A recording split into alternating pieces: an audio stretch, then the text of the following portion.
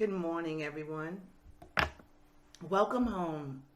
There is in this place the possibility of healing, of repair, of making things right within ourselves, between us and the wider world. As we gather around this light of hope and we share this time together, Amen, Ashe, and may it be so.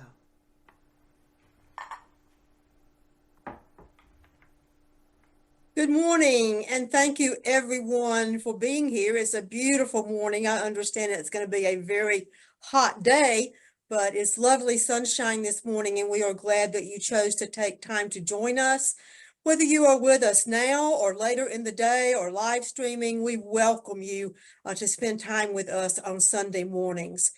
We want to remember that this is Memorial Day weekend, and we certainly want to honor and remember all of our veterans and our veterans' families.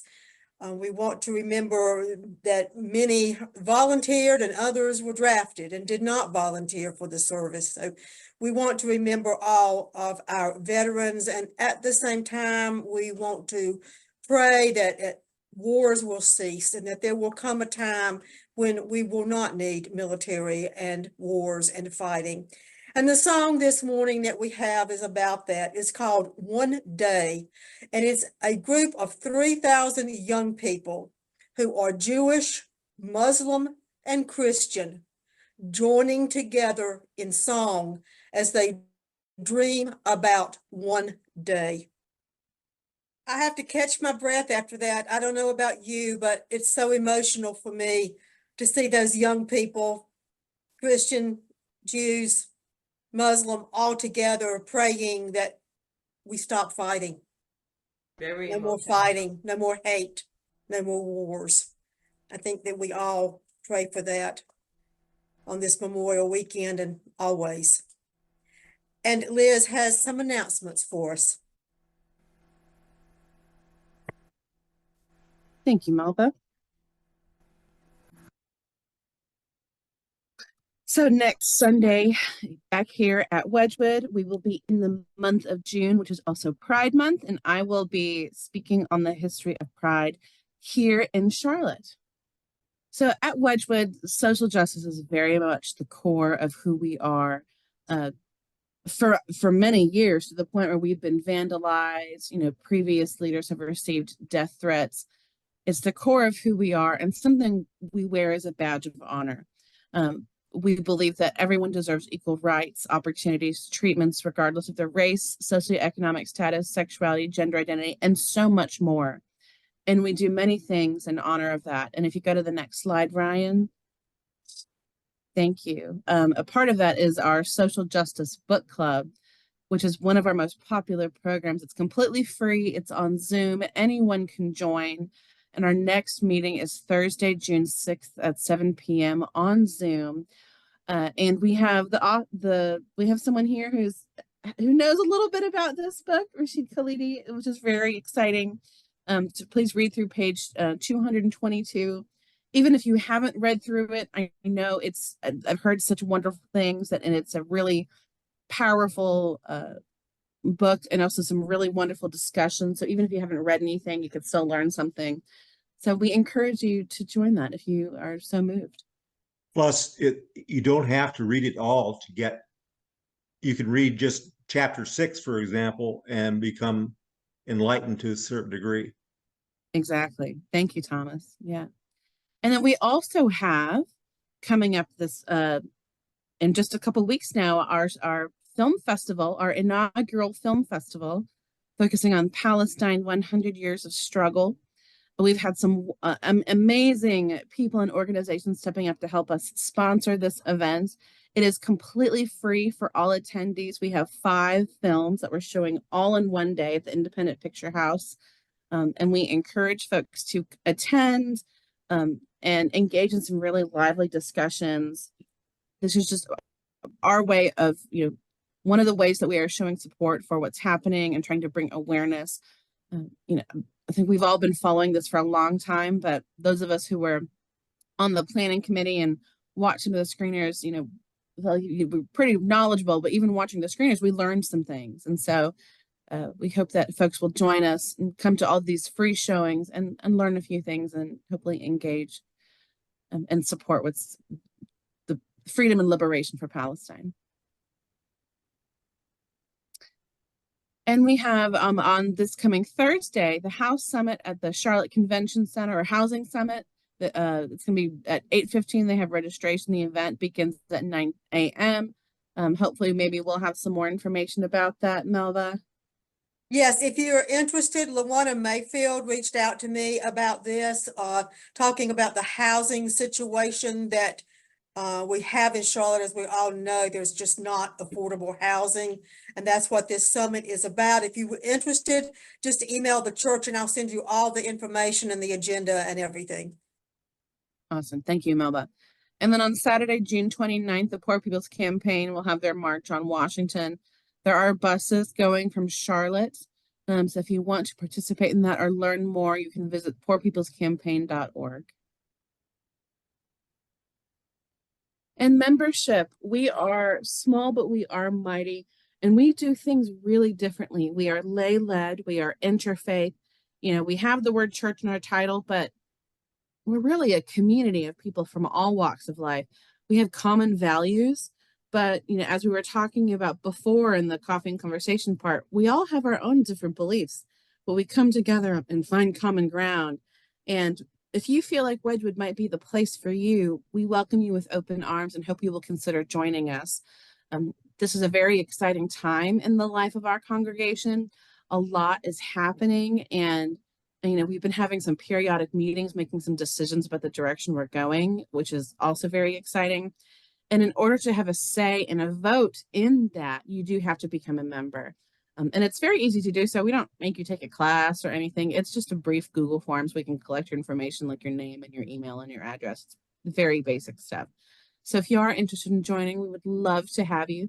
Feel free to reach out to me or Melba or anyone at Wedgewood for more information. And connect with us. There are a lot of different ways to do so. We are on Instagram. We have 2 different ways to connect with us on Facebook. We have a Facebook page and a Facebook group, which we encourage you to like and follow both, because the more people we get to like our Facebook page, which is our business page, we can actually do some specific advertising that we're not really able to do until we have enough followers. So please, please, please like and follow our Facebook group, our Facebook page, and join our Facebook groups. We have some really wonderful discussions on that. And you can also visit our website. I keep that pretty well updated. We have a newsletter that goes out once a week, and you can also email us or call us for any information. And there are 4 of us here at Wedgewood that, you know, keep the wheels greased and kind of keep things moving. Melba is our ministerial coordinator that, you know, coordinates everything on Sunday mornings from our speakers, and just does such a wonderful job, you know, of really, you know, coordinating the ministerial life of Wedgewood. And I am Liz Shobe. I just kind of do whatever needs to be done. I know my official title is community outreach coordinator, but I kind of do whatever is needed, like admin, social media, comms, all that stuff. And then Ashanti does an incredible job with our music. We have such gifted people at Wedgewood, and Ashanti is a professional R&B singer. She's hit the charts, so we're so excited to have her. And then Ryan is very much our technical guru, who does our Zoom, like anything technology oriented. Ryan is very much the go-to guy for that. So if you ever want to get in touch with any of us, you can email us or call us, and we are here to help. And so we are small, but we are mighty, and we do big things, but, you know, we are also a small church. And so if you feel so moved, we would gladly welcome any donations you want to send to us. We're very excited to put on the film festival, but, you know, because we're not able to charge tickets this year or charge fees for tickets this year, which, you know, just kind of how it shaked out. You know, we really are relying heavily on donations to help support our work, not just at the film festival, but at all the other activations that we do. And so there's a few different ways to do that. You can mail your donations, you can Venmo us, you can do PayPal or Zelle. There's lots of different ways to give and support our work. Thank you very much. Thank you. As you see, a lot going on at Wedgewood, and we hope that you'll join us for some of these events, especially the film festival. I'm just so excited about the film festival. I can't wait for the day to get here. 2 weeks, So y'all, 2 weeks. it's 2 weeks from today, so that's not Yeah. long. Please share on Facebook, tell your friends, let them know, because we want to educate people on what's going on. Most people really do not know and do not understand, and I think these documentaries are going to clarify a lot of things for a lot of people. Yes, and if you're interested in going, go ahead and reserve your tickets now, because we already have 104 tickets reserved, which is incredible. So if you're interested in going to any of them, reserve your spots now, because they're going to fill up fast. Yes. And now Laura will lead us in the extravagant welcome. She'll read the one and we will read the many. We are all welcome here. Welcome to a church that works for peace, justice, equality, and the care of Mother Earth. We are all welcome here. here. An extravagant welcome to you because of your gender identification, sexual orientation, ethnicity, economic situation, physical and mental challenges, doubting or believing, being depressed or full of joy. We are all welcome here. We are a community of curious and creative spiritual seekers, striving to learn and embody the way of servant leadership. We are all welcome here. We focus on the plundered and the marginalized as we try to address the major issues of our day. We are all welcome here. One of the ways we seek to heal the world and ourselves is through sharing parts of our personal story. We are all welcome here. Thank you. Everyone is welcome at Wedgewood, and we sincerely mean that from the bottom of our hearts. And now we come to a time of concerns and celebrations. Things that you are concerned about, things that you want to celebrate this morning. I want you to continue to think about my son's mother-in-law, who is still hospitalized in Canada with some heart issues, and just remember her if you would. And I think, as we mentioned before, we want to remember our veterans on this day, and at the same time pray that their wars will stop and that there will be no more wars at some time soon. We pray for our country, we pray for Palestine, and I'm sure some other people will want to speak to that as well. So whatever concerns or celebrations you have this morning, please share. I'd like to remind people or everyone that today, or Memorial Day, is primarily for the fallen troops, not for the surviving veterans or active service members. So when we remember today, we remember that it's for those that did not make it back home. Yes. I'd like to show everyone a new star. This is a new design. That's a celebration. Yeah. It's 4 different layers. Beautiful, beautiful. Inside is icosahedron and the outside is icosahedron. So it turns into itself. That's beautiful. Great job. I like it. Concerns or celebrations? Ashanti, how are your grandchildren? And I know we're ending school now for them, and they'll be on summer vacation soon. Chase completed his 8th grade and going on to the 9th grade and going to school. And Gabby, he got the honor roll, and they'll be done. They're all done. They're all done last week. The last week was their last day. So now begins the summer. It doesn't really stop for a mother because they continue on for the summertime. Yes. Just summer activities now, just not in school, just summer activities. But they're doing well, and they're having a good life, the best life that a kid could have. Thank you for asking. Anything else this morning? We certainly want to remember Palestine, the situation there. I don't know if anybody has any updates this morning on anything the last 24, 48 hours, but we always want to remember and keep them in our thoughts and lift it up. The last thing I've heard is that the ICJ has finally said that Israel needs to stop their advancements in the Gaza Strip. And they've issued some warrants for Netanyahu and the leader of Hamas. His name has escaped me. Yeah. But they've issued warrants for them, and but that's the last I've heard news-wise. And of course, we want to remember the people in Mexico that was just being shared with us, the horrific weather down there. That Pueblo, Mexico, I believe you said. Any others? All right, in the spirit of Wedgewood, we just have a moment of silence. If you believe in prayer, please use this time for prayer, meditation. Sometimes we just need self-reflection on ourselves and how we can be better humans in this world that we're all trying to get through. And sometimes we just need a moment of silence just to shake off last week, get rid of it, and get ready to start a new week. So however you want to use this moment of silence, and just please remember the things mentioned here today.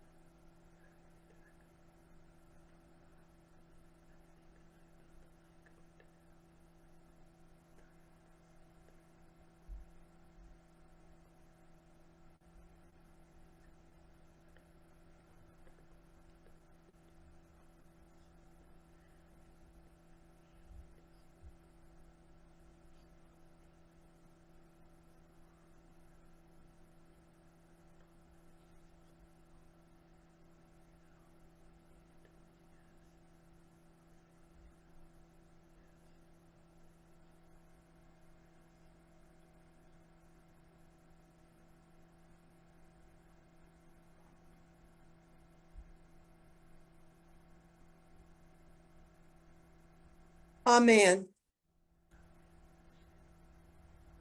And now we come to our words of wisdom. Last Sunday, Tomas spoke, and he shared with us from a Spanish poet. I will always be on the side of those who have nothing and who are not even allowed to enjoy the nothing they have in peace. And I think we all found that so meaningful in so many ways. People that have nothing but can't even enjoy the nothing that they have in peace. And I want to follow that this morning with some words from Gloria Steinem today, the women's rights leader. But it applies to everything, and we need to remember this as we think about whatever issue we are dealing with, whether it be Palestine or another issue. She said, revolutions that last don't happen from the top down. They happen from the bottom up. And sometimes we feel like we're not getting anywhere, we're not accomplishing anything. But remember that revolutions that last don't happen from the top down. They happen from the bottom up. And with that, I'll turn it over to Khalid. I can't say enough about this man. He is the most patient, understanding human being. He has been leading our book club and been patient with all of us as we are trying to learn and unlearn. That's been the hardest part, is to unlearn things. And he's just been marvelous. And I'm so thrilled to have you here at Wedgewood this morning. And I'm just honored that I've been able to study this book with you. He was introduced to me by Rose Hamid, whom some of you may know. And thank you for all you've already done for Wedgewood. And thank you for speaking this morning. Thank you very much, Amanda. Good morning to all of you. And can you hear me? Yes. Good morning to all of you. Really, it is my pleasure that I am given the opportunity to speak to you, to allow me to present to you my narrative, a Palestinian narrative on the issue. So I have 15 minutes, right? 15 Oh, minutes? 15, 20, whatever. We'll Yeah. discuss and have So basically, questions I mean, afterwards. so I mean, 3 segments I think I will address. The first one, I just wanted to reiterate, dispelling, refuting, or debunking some of the myths that we always hear, unfortunately, no matter how much we speak about them, and then the mainstream media always conflate things. So some of these myths, for instance, that the issue in there is an old issue. The struggle, between Israel and Palestine is old. Whereas the fact of the matter, it's not old at all. It started late 19th century. Before that, the idea of Jews, for instance, and I speak of myself coming from the Levant, Jews from the Levant, from Damascus, proud Syrian Jews, or Lebanese, Beiruti Jews, or Baghdadi, did not espouse uh, the, the idea of actually wanting to move to Palestine. And if they had they wanted, they could have done that, because at the time, the whole area was under the Ottoman control, and all subjects under all citizens, whether Jews, Christians, Muslims, Druze, were allowed to roam freely within the Ottoman Empire. So they could have done that. And some actually did, for reasons, I mean, we can cite in history that some, like the second man of Daher al-Umar, the ruler of the city of Acre in Palestine, a Jew from Damascus. He was the financial advisor. He was almost like the second person after the ruler. Moved from Damascus to Acre to help Daher al-Umar, for instance, and then brought his family and others. So it is not an old phenomena. It's a new phenomena that started with a new ideology, basically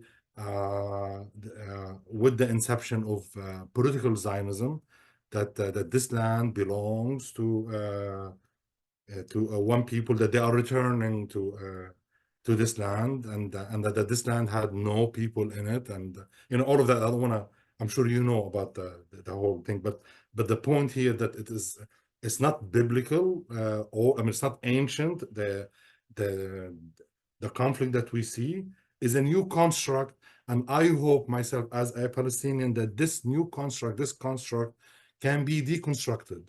The animosity that exists nowadays between, let's say, Palestinians on one side and Zionist Jews who live in Palestine, and those who espouse to the ideas of Zionism, can be deconstructed, because it is not inherent, in our psyche. It is not religious also. That's the second thing. Yes, we see Hamas now, but historically speaking, when about 20 to 30% of the Palestinian people are of Christian background, the main three factions that were created in the 1960s, Palestinian factions, Fatah, Popular Front, and Democratic Front. Two of these factions were founded by Christian Palestinians, George Habash, Naif Hawatmi,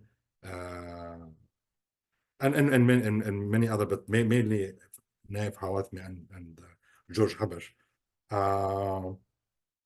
Palestinians are not, unfortunately, how they are being portrayed on TV, that they are a naturally violent people. Palestinian people are a peaceful people. Historically, many of us were rural people, have a very close connection to the land. uh, we welcomed minorities that came to Palestine throughout the ages. Past 200 years, we had Armenians came to Palestine after the Armenian genocide. They were welcomed in Palestine. They were given, a dear place in Palestine, right in the heart of Jerusalem. And if you go to Jerusalem now, you will see the Armenian Quarter. And the Armenians, some of them are recent. When I say recent, 120, 130 years, or 120 years old, that, and others have been there for many, many years. The same thing also, they welcome the Sarkeesians, Russian Muslims, when after the pogroms and the genocide, late years of the 19th century. They welcome Jews from Yemen, late years of the 20th century, who were religious. They came for religious purposes, to be close to Jerusalem. They were welcomed, in Palestine, but they did not welcome European Zionists who came in the first part of the 20th century, and who had an idea, an ideology, who came and built communal farms that is exclusive only to Jews. Palestinians at the time realized that these people are coming as settlers, and they are here to replace us. And unfortunately, this is what happened. So this is my first segment.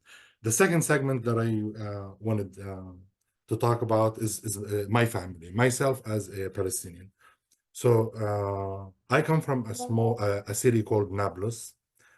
It is now known as the West Bank. I don't like really to call Palestine West Bank. The name West Bank was given by Jordan. All of Palestine is from the river to the sea, if you know. Can I share my screen, actually? Yes, You can show Ryan, you. Let me see if I can, so I can show you a map. Ryan, can you help him share his screen? As long as he's given co-host, he should be able to share it. Can you give him co-host, or do I need to do It's that? gonna take time, that's fine. Don't worry about it. I don't want to, I mean, if you Okay. can. But so Palestine historically is the land that is between the river and the sea. It was defined as Palestine in 1916. Though I am a Palestinian, but I identify myself as a member of the Syrian nation, because before it became known, countries were divided. The Syrian nation was divided into 4 countries. It was all called the Syrian coastal line between Gaza and all the way to Aleppo. So right after 1948, when the state of Israel was created, on 78% of Palestine, the remaining 22% of Palestine, 21% of them, what is called now the West Bank, and 1% the Gaza Strip. It was named by Jordan as the West Bank in a way to trivialize and dilute the name of Palestine, in a way that because Jordan was created on the eastern side of the Jordan River, so the western side of the Jordan River was named as the West Bank, and then was annexed by Jordan, and we became Jordanian citizens in 1967. And of course, 1988, King Hussein severed the relationship again between the East and the West. So we returned to becoming Palestinian refugees. Maybe I'm confusing you mentioning this, but so anyway, I come from the city of Nablus, which is now in what is now known as the West Bank. My parents took refuge in 1967. My father, after graduating high school and going to school to college for 2 years, joined the army, Jordanian army, in 1951 or 52. My father was born in 1931. When Jordan was created as a country, uh, the army was an opportunity for a lot of people in Palestine to work as a means of employment. So a lot of people joined the army, and my father did join the army. 1967, when Israel attacked the West Bank and occupied the remaining part, my mom left our city of Nablus, went to Jordan. She did that along with many other Palestinians whose family members were members of the Jordanian army.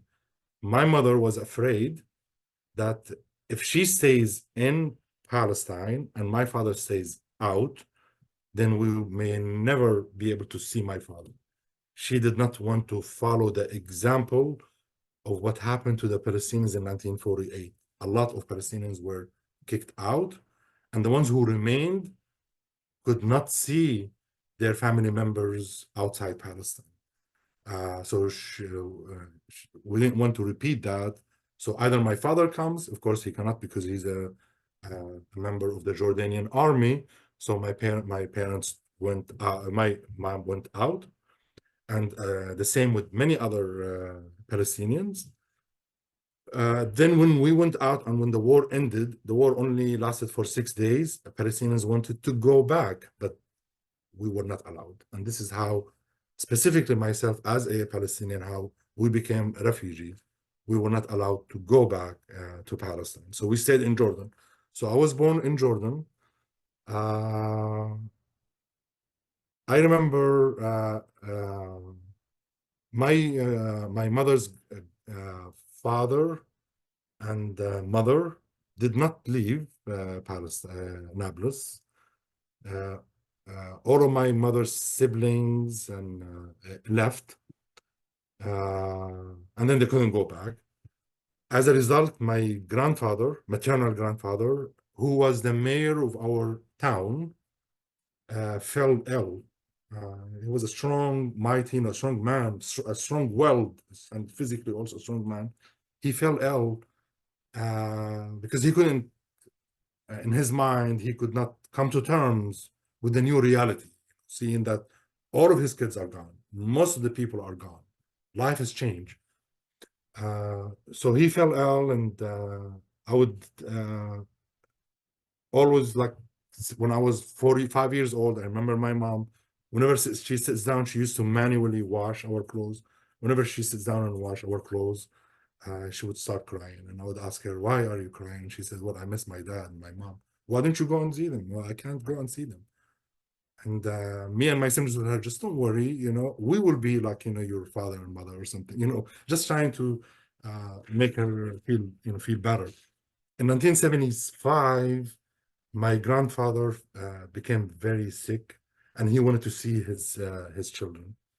And at the time, for us Palestinians who were not allowed to go, refugees, we could go and visit if we are granted a visa from Israel, for like a 1 or 2 week visa. So my mom and my aunts and uncle, they all applied for a visa. They were all granted a visa except for my mother. So they all went and they saw my grandfather, and then he passed away. They said goodbye to him, passed away, came back. At that time, my mom was devastated. She left in 1967. She was 27 years old.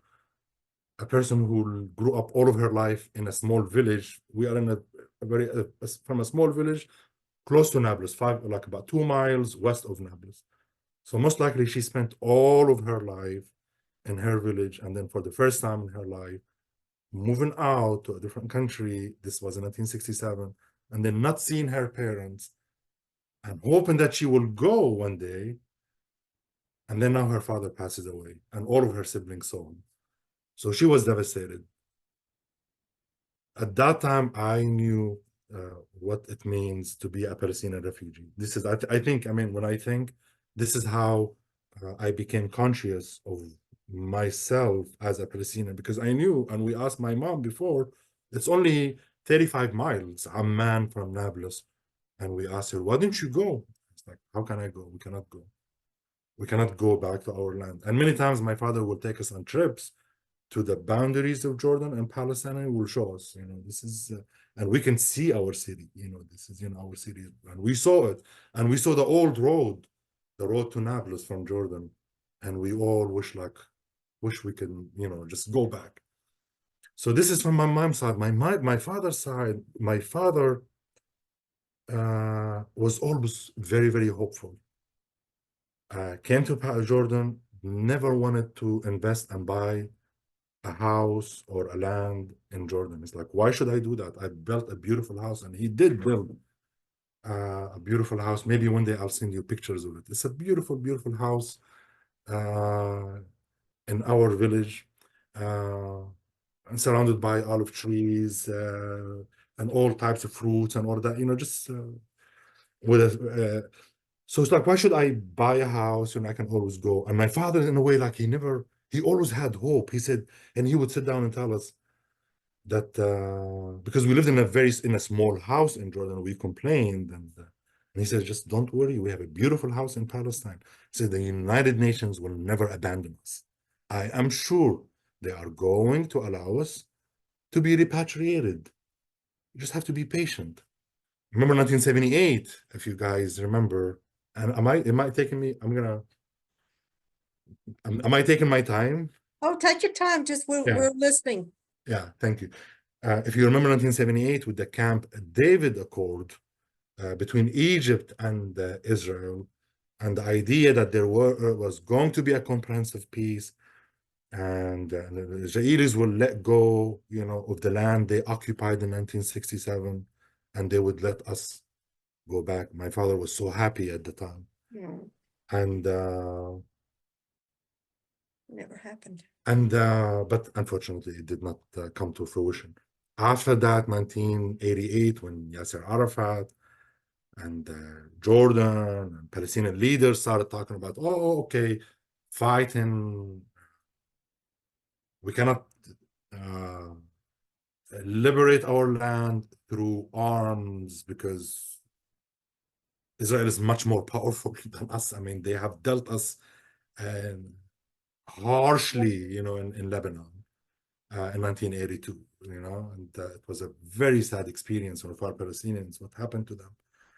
So we know that, we can never match. So let us, and here the world is telling us, United States, at the time, the quartet, the European nations, Soviet Union, Russia, after that, Russia, the United States, the United Nations, the quartet, all promising Yasser Arafat that if you sit down and renounce terrorism, like what they say, quote unquote, of course, for us, we are, and that's a different, we are the silent victims, and we are looked upon as the guilty ones. But anyway, if we are wanting to sit down on the negotiating table, then definitely, Israel will relinquish the West Bank and the Gaza Strip to the Palestinian people. So my father was very hopeful. That is it, peace accords, 1993, the Oslo. We are gonna, to a point where sometimes, and the price of land in Jordan was going up. My father could have bought a lot of land and built a house, but no way. I wouldn't do that, But then in 2000, when the second Intifada took place, and when the whole area there was severely destroyed, and when Israel became very, very aggressive toward the Palestinians, built this wall of separations, took more and more land from this 22% that we were hoping to get to gain back. By 2000, Israel had managed to take about 60% of it. So we only have 40% of the 21%. By that time, my father gave up. He became very cynical. He had a chance. My uncle told my father, well, if you can't go, why don't we just go and visit? At that time, you can apply for a visa. So my uncle, I'm sorry, it's not my uncle, my cousin, but I call him my uncle because he's a lot older than me, and he passed away, my God bless his soul, my uncle, my cousin. So my cousin told my father, well, let's just go and visit, since we can't. So he went, my cousin, to the Israeli embassy in Amman, applied for a visa, and he was able to get one. Asked my father, come on, My father's like, there's no way. I cannot go and visit my land, my house, the one that I built as a tourist, that I stayed there and I love it. I want to be there. And then after 1 week, and my sisters are there. I mean, all my aunts are there, I mean, his brother, all of his family, and then 1 week and I have to leave. So like, no, I cannot do that. So he became cynical. Now, 3 years ago or 4 years ago, my father started losing his memory. So he forgot that Palestine is occupied. So he started asking my family, I want to go back to Nablus. And so what he did in the morning, one day he woke up, took all the suitcases, put his clothes, whatever, in them, and put them by the door. My mom asked him, where are you going? He's like, well, we are going to Nablus. We are, so we can't go. It's occupied. We are not allowed to go. No, we can. And he would just tell us things. I don't know if you've had experience speaking to people with dementia and Alzheimer's. I mean, he will come up with all of these reasons. Oh, no, the Jordanian army did this, and we talked to them, and they said it's okay, and they are going to allow us. And I mean, just all of these. And many times he will open the door and get out, and he would be lost. So we started locking him in the house. And when I talked to him, he would cry to me, like they won't let me go. I mean, he called our house in Palestine. My cousin lives in it now because we couldn't live in the house. So what happened for us Palestinians, when the ones who left, we gave our ownership to our relatives, so it will not be confiscated by the Israelis as an absentee land. So my cousin lives in the house. So my father actually called him. It's like, his name is Ihab, in Palestine. Well, I'm planning to come. I realize, you live I mean, will you allow us to just stay in the house for a month? And I promise you, I'll build a house for myself. We have land. We have a lot of land in our town, our village of Beit Iba. We will build one, but if I can just stay for a month. And of course, my cousin will tell him, yeah, for sure. You can. So now my father has full Alzheimer's. He doesn't know anything. In a way, I feel my father has liberated or has won in a way. He always yearned to go back. His mother also, by the way, his mother passed away. He couldn't see her. His brother passed away. My father now is 93 years old. Now with full Alzheimer's. I think my father has resolved in his mind. He won over himself in a way, like he's able. Before he lost his memory, I think he won. He thought like he went to Palestine, and now when I talk to him, he thinks that he is in Palestine. Oh. I mean, he thinks that's the whole thing, and he doesn't know me. He thinks I'm one of his friends, high school friends, and he will tell me, come from this house in Nablus, Beit Iba, to this, and we are going to be there. We're waiting on you, and that he lives in there. In a way, maybe it's good for him. So this is my second, and I don't know if I took a long time. I can go into the third one if you guys want me to. If Yeah, you just briefly. Yeah. briefly, okay. So briefly, the third one with what is taking place in Gaza. And I mean, we cannot compare what is taking place in Gaza to what is today. Cannot. So I go back in history, and I go back to when Germany occupied or colonized Namibia, southwest of Africa. So what the Germans did when they, this was back in 1908 all the way to 1914, I think, 1912. So when they went there, they went after the fertile land where the natives lived, mainly the Herrera tribe. So they went after the fertile land where water and everything, took it, usurped the land, and kicked the people out to the desert. When the Herrera people wanted to go back, of course, they wanted to fight. When they dared fighting, and I think they did launch an attack and killed a German or something of this nature, Germany launched this war that is called total war, where the means overwhelmed the ends. Usually the means are a tool in order to accomplish something. And I mean that the means of killing or scaring, just as a means, became the end on its own. The idea is that the idea is to overcome and bring all the people into total submission. And that's what they did. They rounded up all the Herrera people, brought them, and put them into, whoever survived from them, put them into indenture servitude. And as a result, 3/4 of the Herrera people were killed. Total submission means overwhelming the end, complete silence of the people. This is what is taking place in Gaza. Unfortunately, it is not even like, I cannot even compare it to 1948. 1948, Israel dealt with us in a very harsh manner. I mean, destroyed so many beautiful cities and killed a lot of people, but the idea was to take the land. And did that so people will leave, will not resist. But today is not like that. Gaza is only 1%. What is it they want? Okay, let them out. I mean, let the Palestinians out. Palestinians, I'm helping, we've helped a lot of people. It takes, send $5,000 for a person, a Palestinian, to get out. They need $5,000.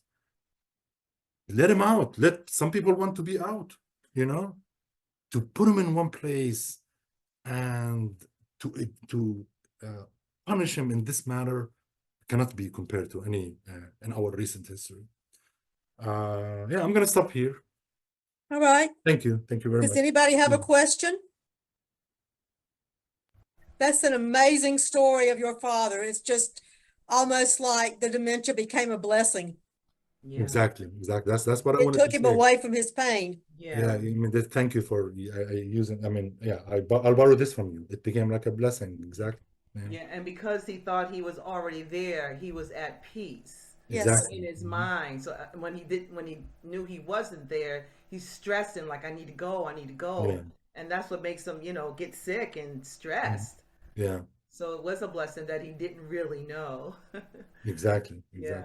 Right. Yeah. Yeah. Any other thoughts, questions? Hey, Khalid. Yeah. Yeah, how about could you talk a bit about how Hamas became democratically elected and what your understanding is of views among Gaza's inhabitants toward Hamas today? You ask a very difficult question. I mean, not difficult to answer. In a way, difficult to actually let out how I think. And I think Robert, we probably talked about it before. So personally, myself, as myself, and I am sure a lot of the Palestinian community does not agree with me in a way. I am against Hamas, definitely. Hamas is disgusting to me. Not because Hamas is using arms against Israel. No, not because of that. We all have to understand one thing. I have a right as a Palestinian to all use arms to defend myself. I know there was an African-American historian wrote a book about 10 years ago called The Second. I don't know if anyone heard of it, The Second, meaning how the Second Amendment has worked covertly and overtly in order to always keep Black people not possessing weapons. They're not allowed to, you know? And they will be shunned if you see, like during Jim Crow. Oh, this is double the crime. Why double the crime, for instance? Why a white man is allowed to carry a gun, but a Black person trying to defend his family is double the crime, right? But they made it look like this. They made like, there's a crazy, irrational, violent person happen to be Palestinian, Black man, or this. And then, so from this perspective, no, I am, as a Palestinian, I have all the rights, and my rights enshrined by the United Nations as an occupied person and also a belligerent form of occupation. It's against my will, and it's also in violation of the 4 Geneva Conventions. All of this enshrines me to carry weapons and fight with all means. So having said that, I am against Hamas. Because Hamas, in a way, we were going through a peace process. Even though Israel violated, in a way, breached this Oslo Accord many, many times, but unfortunately, in a way, and you, Robert, probably you asked me, I think you might have heard like how Netanyahu and others try to support Hamas. You've heard of that, right? You've heard of it, right?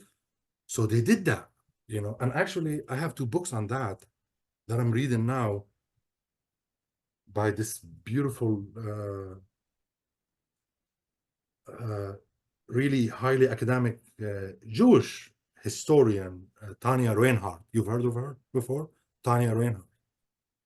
I don't think so. Yeah, a graduate from MIT, a student of Noam Chomsky. I mean, she has 2 books. I'll share them with you sometimes. Oh, okay. And basically, I mean, she does 2 things. Number one, she exposes the Oslo Accord, how Israel managed to deceive Palestinian leaders, and at the same time, how Netanyahu and his government supported the presence of Hamas in order to look, Palestinians are not one in peace or so, so this is how I think. So although I support fighting, carrying weapons, but at the same time, we cannot do that. It's not an option. The same thing like during Jim Crow. I cannot go to Black communities in Mississippi or in Charlotte and tell them you need to carry arms. No, don't do that because I mean, white men here, they are looking for any excuse to Yes, yes. dominate you. I mean, just any. I mean, if you look at a white woman, like for instance, for that little kid, I forgot his name, and may God bless his soul, the one who was tortured from Chicago and Mississippi, I forgot his name. Anyway, but he dared to look at a white girl, and this was a big crime. Can you imagine? I go and tell him, carry arms, yeah, carry weapons and fight. Of course, I mean, Black people will be exterminated. From this perspective, the same thing. Hamas do not try to do that because Israel is much more powerful, and don't try. I mean, this isn't war in Gaza. I mean, war, you'll see two parties fighting. We have nothing. We have no, I mean, Hamas has, you can't even compare, I mean, its strength militarily to Israel. From this perspective, I am against Hamas, and also, last thing, Robert, Hamas was not in a way, even how it was elected, it was facilitated by Israel. And we can, and I have documents to show you that, you know. And even the people who are, you always hear about the PA and how corrupt it is, and the PA is exposed. But what about Hamas for the past 17 years? Has not, has managed to silence the people in there. And at the same time, I mean, don't get me wrong. When I say that, that doesn't mean I'm against my own people, you know? I mean, it's just, this is why this is a very difficult, delicate topic, you know, to discuss. Yeah. But I myself, as a Palestinian, I think I am more sophisticated than what how Hamas is presenting me. Definitely, Hamas does not represent me as a Palestinian. But at the same time, I do support resistance, right? Yes. Yeah, yeah. We can stay and talk after our closing as long as we want to. So Ashanti, will you Thank you very bless much. us with some beautiful music? Thank you for all that information. It's a lot of information. That was wonderful. Yes. Wonderful. Someone has to stop me, you know, because this is how it is in our. Oh, we can continue after our closing. We I always mean, do. in our book reviews, you know. That's We love listening. Beautiful, Ashanti.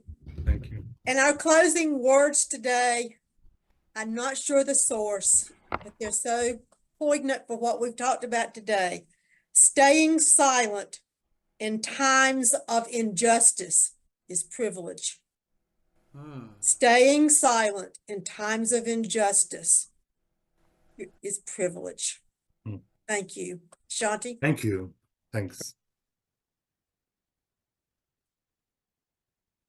We extinguish this flame, but we keep the light in our hearts. With the message of love and justice, taking it outside of these walls into the world in which we live in, until we see each other again. Amen, Ashe, and may it be so. Now go in peace.